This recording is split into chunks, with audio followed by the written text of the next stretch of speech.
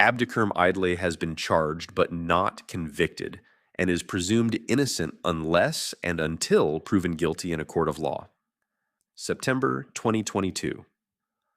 Federal prosecutors unseal an indictment naming 47 defendants in the largest pandemic fraud case in American history. 46 of them are found. One isn't.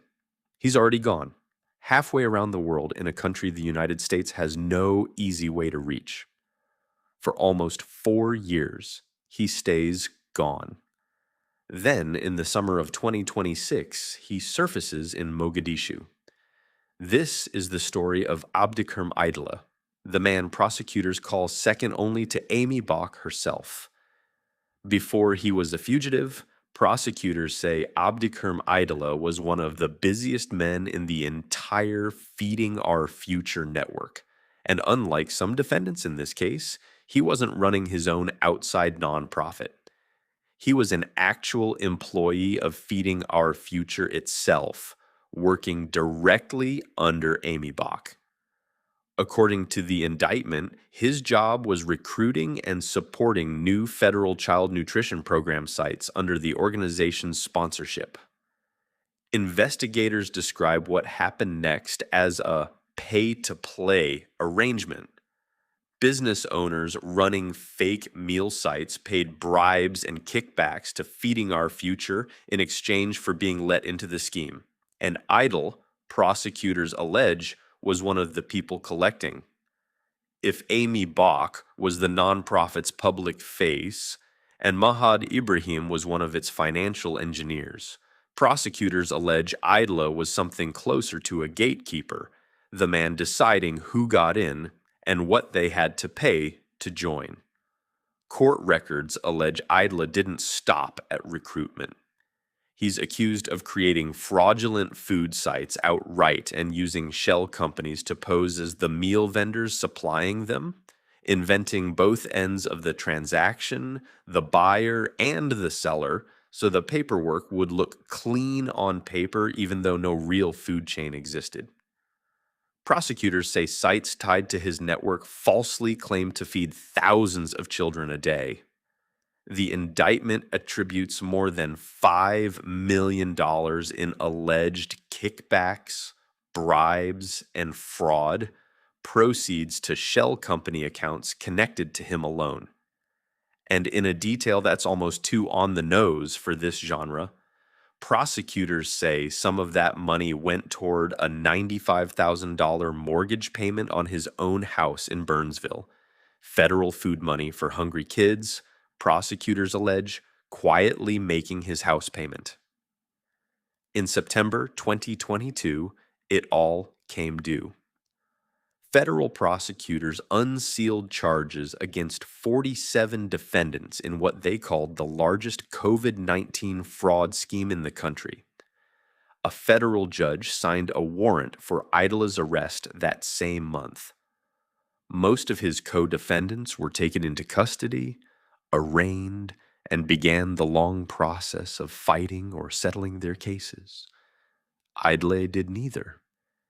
Investigators later determined he'd fled the country roughly 2 months before agents ever served the first search warrants at Feeding Our Future sites, meaning if the timeline holds up, he was already gone before most of the public, and possibly most of his co-conspirators, even knew the case was coming. For almost 4 years, Abdikerm Eidleh was a ghost.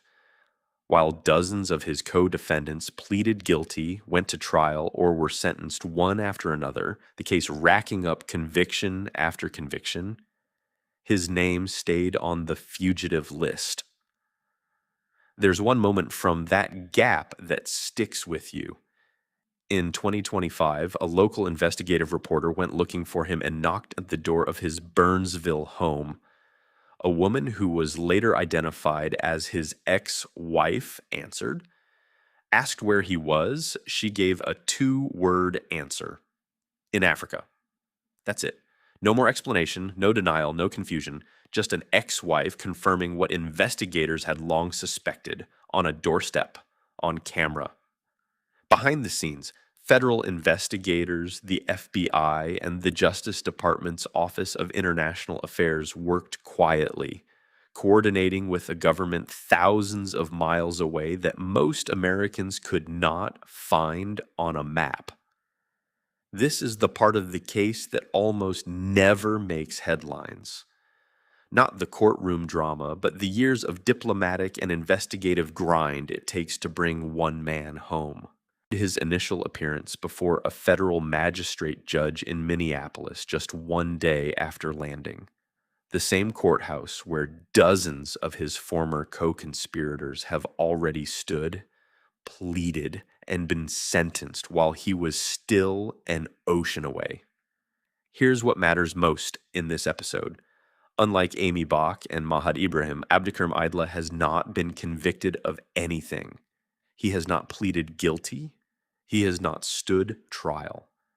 Everything you just heard is what prosecutors allege, a case still to be proven, in a courtroom in front of a jury.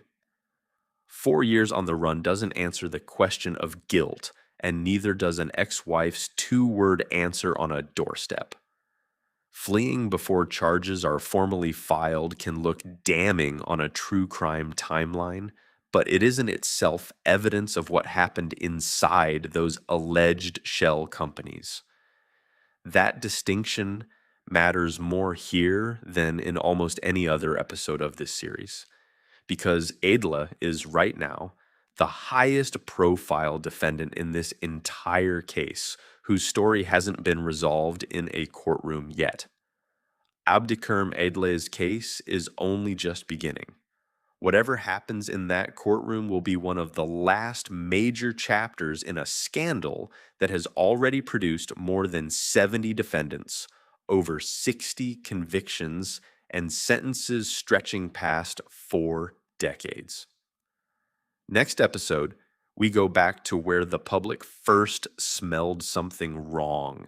The viral wedding video, the gold, and the community activist who blew the whistle before anyone in government would listen.